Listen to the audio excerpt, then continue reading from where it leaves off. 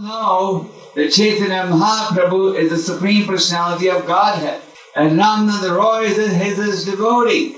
So someone may say, why should the Lord ask his devotee for the answer? So who knows the answer? Yes, the Lord, just like the devotee is anxious to glorify the Lord is anxious to glorify his devotee. Nityananda Prabhu always wanted to glorify Chaitanya Mahaprabhu. We also see that Bhishma Dev, when he was about to leave his body, the Lord, along with his associates and the demigods, were all assembled at his bedside. And the Lord instructed Yudhishthira to ask Bhishma Dev about religious principles or the duties of a human being, because the Lord wanted to glorify Bhishma Dev. So we see that it is not uncommon for the Lord to always endeavor to glorify his devotees. Even before Chaitanya Mahaprabhu started his tour of southern India, he was already informed that he would meet a great devotee called Ramananda Roy. And they had their discourse on the banks of the river called Godavari. In India, there are many sacred rivers. You can't even fully enumerate all of them. One of the highlights of Srila Prabhupada's centennial was the bathing Prabhupada with Shastra Tirtha Jal. You remember that? Prabhupada was bathed with water collected from over 1,108 sacred rivers. So there are many sacred rivers, but unfortunately today, everything's getting commercialized. And many of you have been to Jagannath Puri? So there's the famous beach there. The Lord Chaitanya used to have bath and he took Haridas Thakur's body. But today, if you go over there, you see all 5-star hotels and all plans of sense enjoyment. These questions that Chaitanya Mahaprabhu asked are actually very practical questions. These are questions that people may even ask you while they're preaching. So it's nice to meditate on this very wonderful conversation that took place. So the first question that Chaitanya Mahaprabhu asked Ramananda Roy was, of all types of education, which is the most important? There's so many different branches of education today. I'm sure if you go to a big university like Moscow University, you'll find that so many courses, so many different types of courses are being offered.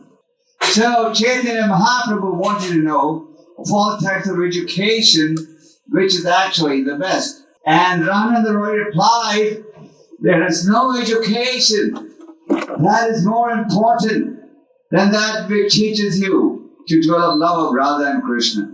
The difference between material education and spiritual education is that material education is aimed at promoting sense enjoyment, whereas spiritual education is aimed at making you realize your real constitutional position. A spiritualist recognizes the importance of material. It's not that a spiritualist rejects the scope for material education, but he realizes that material education without spiritual education is a liability.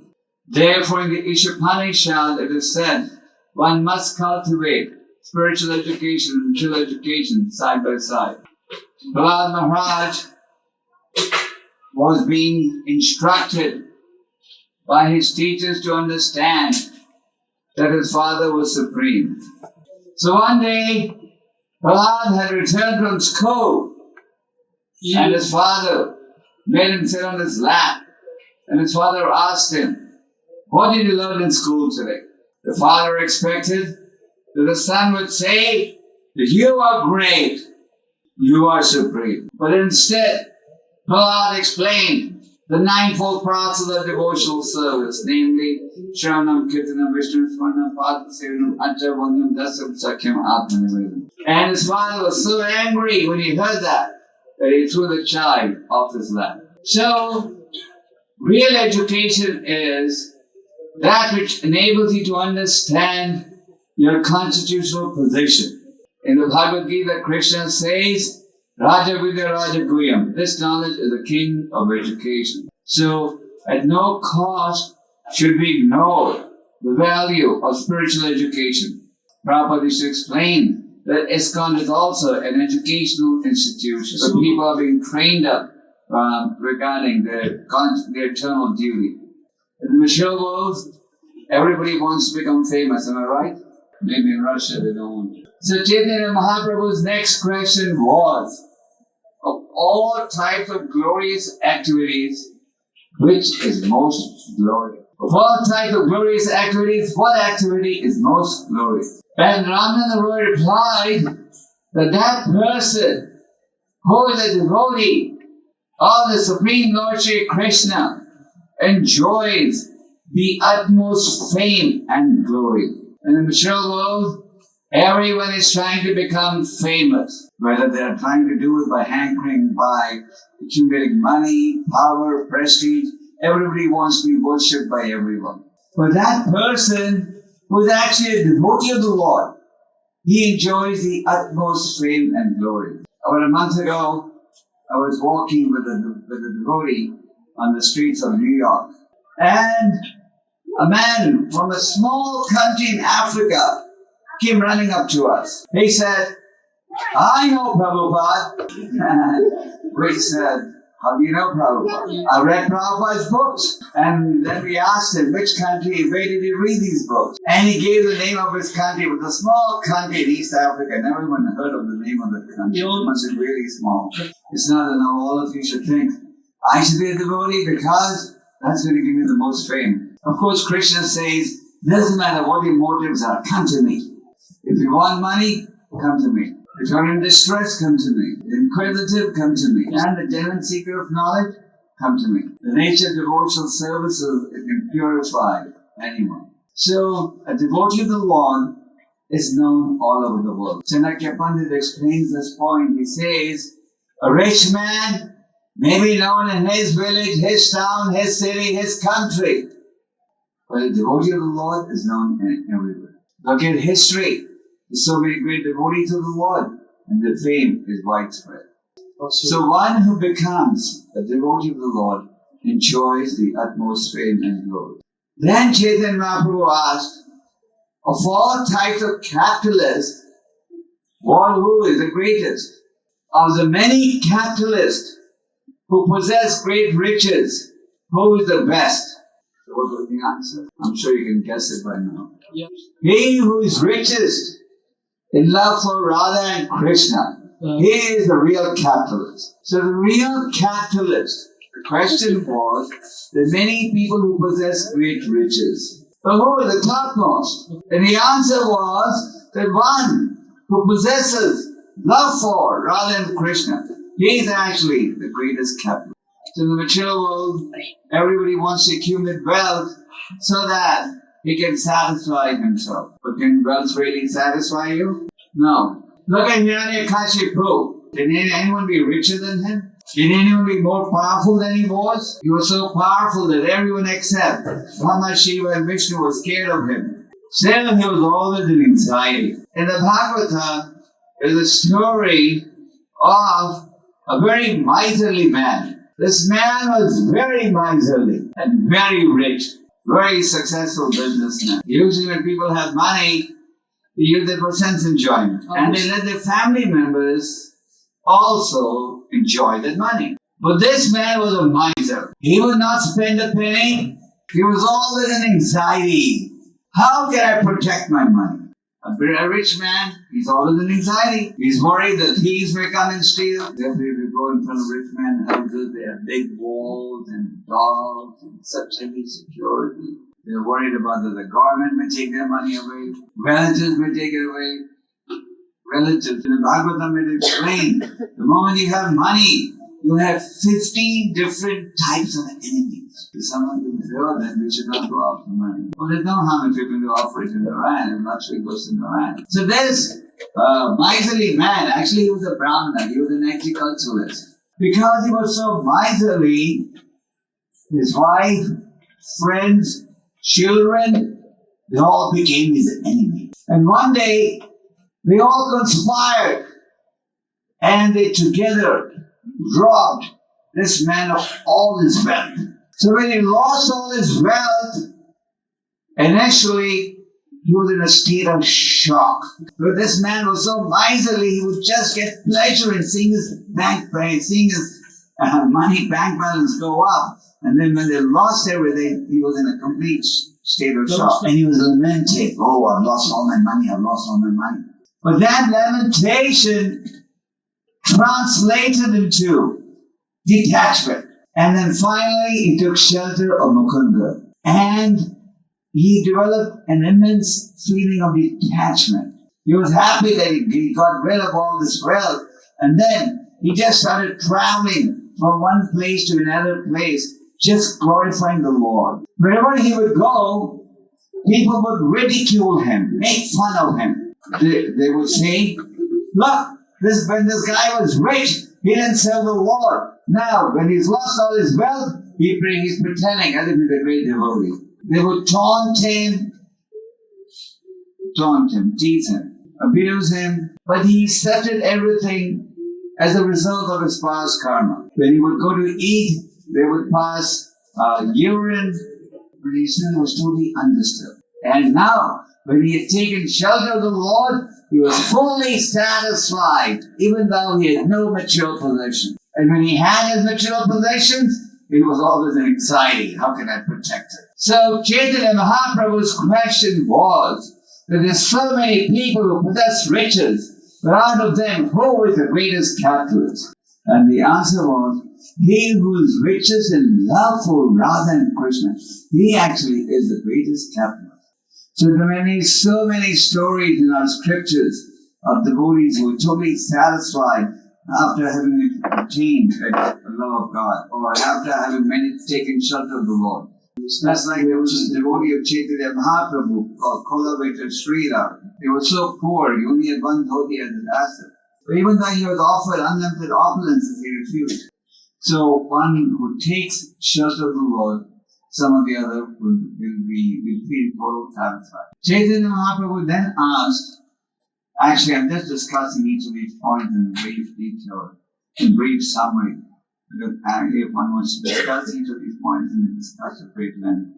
So the next question was, of all types of distress, what is most painful? You understand this question? Of all types of distress, what is most painful? If you were to ask this question to a man on the street, what would he say? But he can't get a sense of joy. But Ramananda Roy said,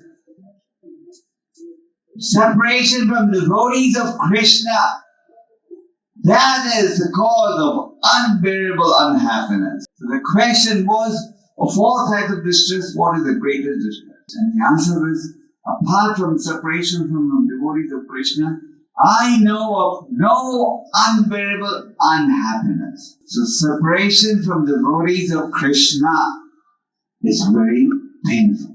Doesn't matter how many shortcomings the devotees may have, still we should look forward to associating with devotees. Therefore, Sadhu Sangha is very much recommended in the scripture. Just like in the third canto, you see that when Kapila Dev was asked by his mother, how could she become free from the cycle of birth and death? He said, by taking to the process of bhakti. And she wanted to know, how can you get bhakti? So what did he say? By spiritual association and getting attached to spiritual association. It is said in the Chaitanya Charitamrita that even if you get spiritual association for 1/14th of 1 second, your life can change. Our mantra properly explained in the purport is 1/14th of 1 second. So we should look forward to spiritual association. Spiritual association helps us to execute devotional service.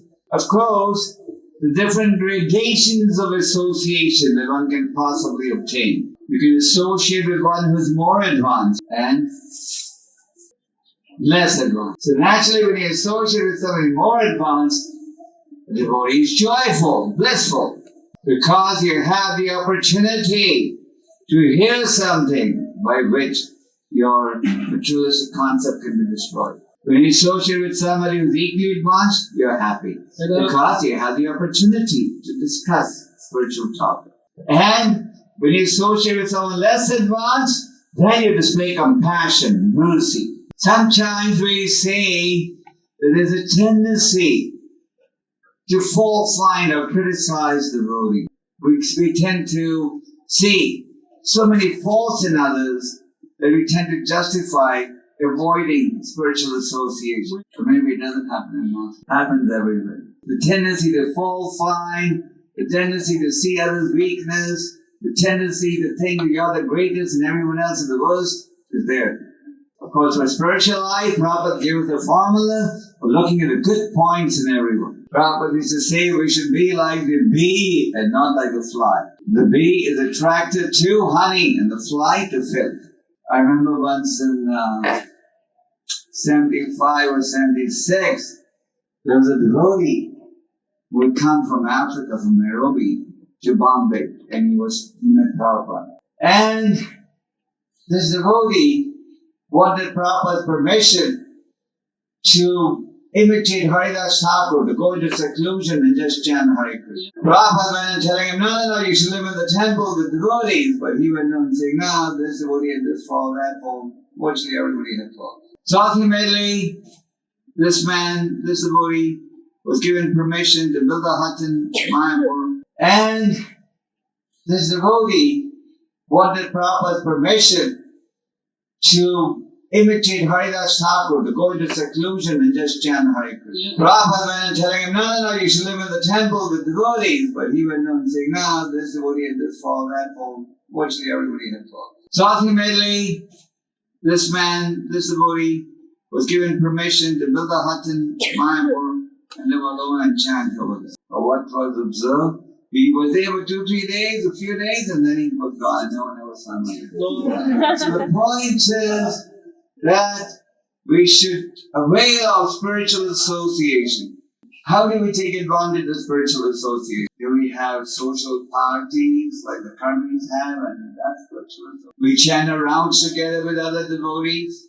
Like you chant, you do in the japa time, of the japa. You study the Bhagavatam together, you hear the Bhagavatam class, you give the Bhagavatam class. We serve along with other Vaishnavas. We go at preaching, we plan book production, book distribution, whatever.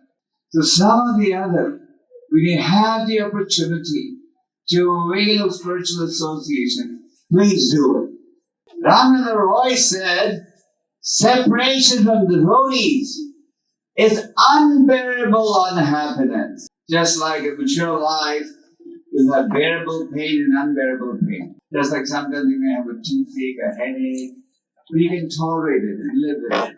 That's bearable pain. But suppose somebody is going for surgery, where they're going to cut part of your body, then it's unbearable pain. So they give you chloroform. So that you may not experience the pain.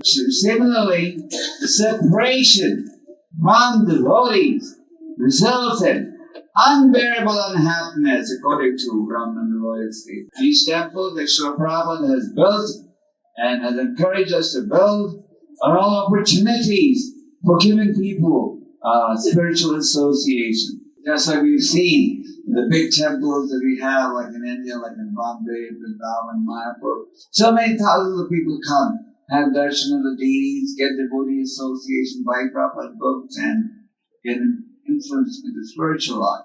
In the last few months, we opened 2 big temples in India.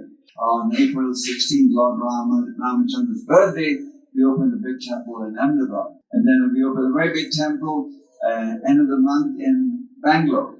And we've seen since these temples have opened, up to 20,000 people come on Sundays to the temple to have darshan of the deities, look at Prabhupada's books. And obviously, anybody comes, associates, has darshan of deities, the spiritual life has begun. So spiritual association is very important. I'll just discuss one more question and answer. Chaitanya Mahaprabhu asked, what should all living entities remember? What should they constantly remember?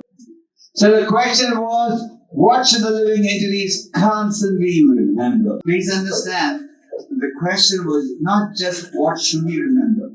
Chaitanya Mahaprabhu said, what should one constantly remember? So the reply was, the chief object of remembrance, Ramananda Roy said, is the holy name of the Lord, His quality and pastime. So constantly we should endeavor to meditate on the glories of the holy name, His pastimes, His transcendental attributes. If the mind is engaged positively in thinking of the glories of the holy name, in thinking about how the glorious name or the holy name is not different from the Lord, in thinking about the transcendental qualities of the Lord, in thinking of the transcendental pastimes of the Lord, then the mind will not only get purified, will help you to make spiritual advance. So does everyone have a mind? They can live with a hand or a leg, but I don't think you can live without a mind. So what should one constantly remember? We all have to remember something or the other. So we should train the mind to be positive and not negative. Krishna's transcendental qualities are unlimited, but still, for our facility, the great sages have summarized them. Krishna's transcendental pastimes are also unlimited. And when Krishna appears, he performs superhuman acts. So 𝐾𝐢𝐬𝐭𝐫𝐚𝐜𝐿 Goswāmī explained to Parikshit Maharaj that the business of the living entity is to constantly remember the Supreme Lord in every situation. The Lord should be heard about, glorified, and remembered by all entities. The Shastras explain that the mind is considered to be a friend when it is active and beneficiary for the purpose of self-realization. And when the mind is not thinking positively, then the mind is considered to be your enemy. So we have to make the mind our friend. And this constant chanting helps us to purify the mind and focus the mind on the transcendental qualities of the Lord. Prahlad Maharaj, when he explained the ninefold process of devotional service, he said, Sharanam Kirtanam Vishnu Smanam. Hearing, chanting, and then remembering. In other words, you hear and chant, then you get to the stage of remembrance. In the Krishna book, you read about unlimited transcendental pastimes of the Lord. How the Lord took care of the demons. From a young age, just barely a few months after he was born. How the Lord received his friend Sudama. Sudama was a very poor friend of the Lord. He was materially very poor, but spiritually very fortunate. Krishna's friend. His wife was unhappy in their poverty condition. So she was always trying to instigate him to go to his rich friend. So finally, Sudama came to meet his friend. What did he bring for his friend? Little rice wrapped up in some cloth. Anyway, after meeting him, recalling their childhood pastimes, he, without asking Krishna for any favor, headed back to his house. And when he came on the way back, he was thinking, oh, I didn't really ask my friend to help me. What's going on in my life? Yeah. How he faced his wife. The whole purpose of his coming to meet his friend was to get some favors so that the poverty condition could be agreed. And when he came back home, what did he see? His hut was replaced by a palace. The skinny wife who had torn clothes was beautifully decorated with ornaments and nice sari. He could understand all this could only have happened by the mercy of his friend. Now all of you may think, oh, wait, I'm going to fall into Sudama's footsteps. So maybe when I go back home, my apartment will also mature into a palace and a lot of jewelry and some saris in the cupboard. Going that bit, anything is possible, but we have to become a true friend of the statue of Sudama first. Actually, there was once a lady who was selling apples, and she came in front of the baby Krishna's house. So, she was very attracted to the boy's beauty. The boy was holding some grains and going to get his apples. But all the grains, by the time he reached the lady, the grains had fallen off his head's tiny palm. But still, she was so attracted to the boy's beauty, she gave him the fruits. And when she looked back, what did she see? Golden apple, real gold. So there's so many transcendental pastimes of Krishna. How did Lord Krishna protect Shiva from Brahmasura's anger? So take on a different pastime of the Lord every day. So if you try doing that in 1 year, you'll know 365 pastimes of the Lord. The question was, what should a living entity constantly remember? And the answer was, constantly remember The holy names, qualities and pastime. So someone may say this is very difficult. After all, Arjuna also did acknowledge it's more difficult to control the mind than controlling the wind. In the Bhagavad Gita, Krishna says, think of me all the time. And then he says, okay, if you can't think of me all the time, practice the regular principles of Bhakti Yoga. So, though difficult, it's feasible if we endeavor. Krishna is anxious to facilitate our spiritual life. That's why he comes himself, leads the scriptures, sends his representatives from time to time to take advantage of all this. I think we'll stop. Hare Krishna.